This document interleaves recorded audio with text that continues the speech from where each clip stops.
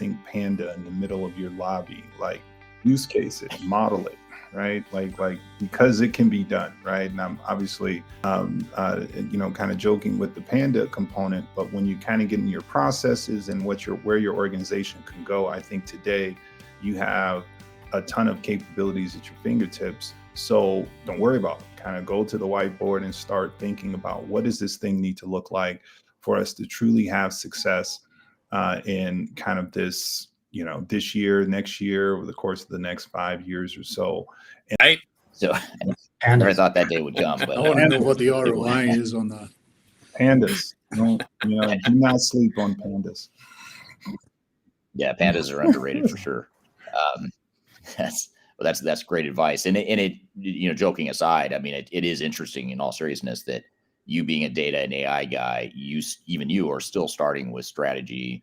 What do you want? And no matter how technical you are as a person, or no matter how technical you think this transformation is going to be to your organization, you do have to start with that. I mean, no matter what the technology is. So I think that's a really good point. How about you, Aaron, especially from a multinational, potentially EMEA, looking at the EMEA region in particular, is there anything you'd recommend to that group or just anyone globally going through a project? I think definitely the strategy first, but then making sure that there is alignment right the way through the team. So right the way from executive, right the way down, engage the stakeholders early and often. Like I said, earlier on, communication is key here.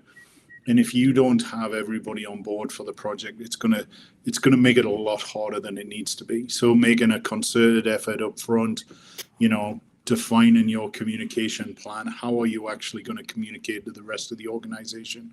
How are you going to take into account the cultural and time zone differences throughout the org that you're working with, and really make sure that everybody is aligned? I think that gives you the best chance of a solid foundation for project success. Yeah.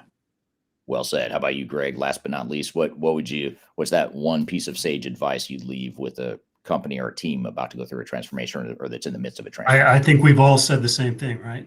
Alignment through the organization, really understanding from strategy all the way through deployment, what your business objectives are, how you're going to return to your stakeholders and your board or your management team what the return is expected from embarking on this entire journey. And then, just not starting with overinflated expectations. You understand that this is going to be a long-term change.